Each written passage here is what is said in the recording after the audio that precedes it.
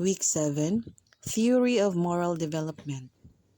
Lawrence Kohlberg, a psychologist who was born in Bronxville, New York, taught for many years at Harvard. Kohlberg's theory of moral development is a theory that focuses on how children develop morality and moral reasoning. Kohlberg's theory is broken into three primary levels. Each level of moral development have two stages. Similar to how Piaget believed that not all people reach the highest levels of cognitive development, Kohlberg believed not everyone progressed to the highest stage of moral development. The first level, level 1, the pre-conventional morality. Pre-conventional morality is the earliest period of moral development. At this stage, decisions are primarily shaped by the expectations of adults and the consequences for breaking rules. The number one stage of this level 1 is the obedience and punishment. This is common in young children, but adults are also capable of expressing this type of reasoning. Stage 2 is the individualism and exchange. Stage of children account for individual point of view and judge action based on how they serve individual needs. Let's go to that level 2, the conventional morality, marked by the acceptance of social rules regarding what is good and moral. This period also focuses on the acceptance of authority and conforming the norms of the group. There are also two stages at this level. Stage 3, developing good interpersonal relationship. Focus on living up to social expectations and roles. Stage 4, maintaining social order. Ensuring that social order is maintained. Let's go to level 3, post-conventional morality. This level develop an understanding of abstract principles of morality.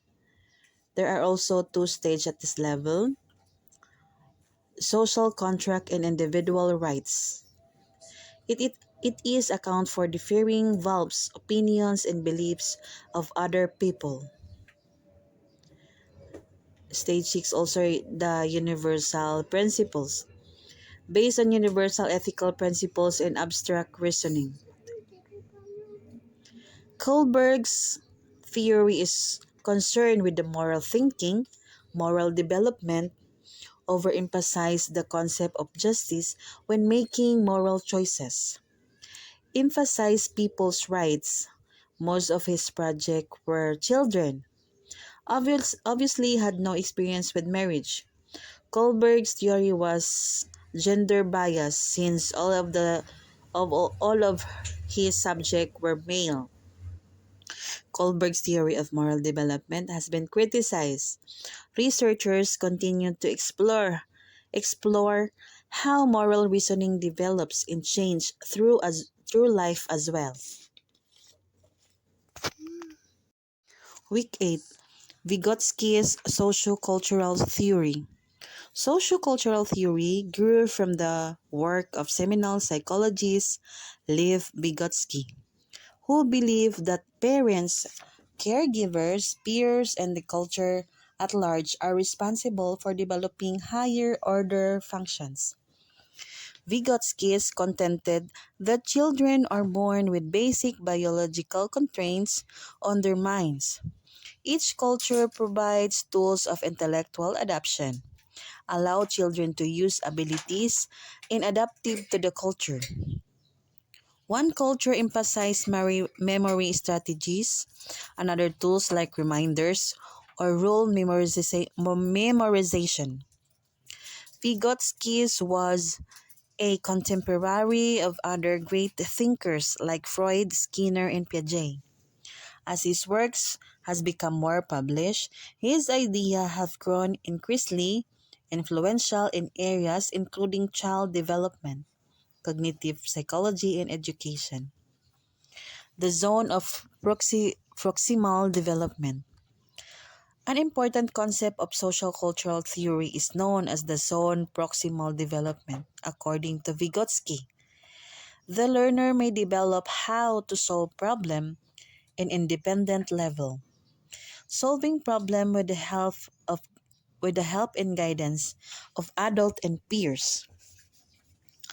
It includes the knowledge and skills that person or understand that children cannot perform. That's why children stretch their skills by observing someone who more advanced than they are. Week 9, Bronfenbrenner's ecological theory. The ecological theory was developed by Yuri Bronfenbrenner. He believed in the fact that person's development was affected everything and their surrounding environment. He divided it in five different levels: the microsystem, the mesosystem, the exosystem, the macrosystem, and the chronosystem. Let us tackle the first one, the microsystem. Microsystem is the system closest to the person that have direct contact, like in school and daycare or work. Typically includes a family, peers, and caregivers.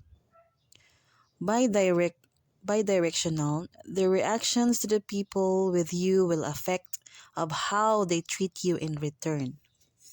The next one is the mesosystem. The next level is mesosystem, consists of the interactions between different part of person's microsystem.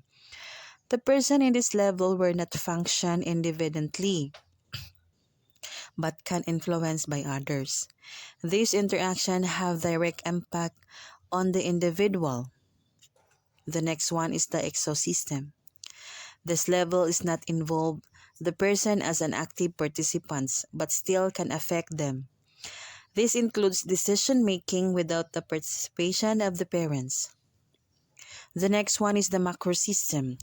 This model is largest and most distant collection of people places to the children that still have significant influence on them.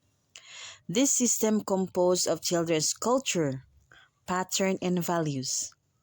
The next and the last one is the chronosystem. The chronosystems adds the useful dimension of time to Bronfenbrenner's theory. This includes change in family structure, address, parents, employment status, and the society change such as economic cycle. Bronfenbrenner's theory demonstrate the diversity of interrelated influences on child development. Children are sensitized as to variation in the way children may act in different settings. For example, a child who is bullied at school, he may portray the role of victim at home. So parents should pay attention with the care to its child.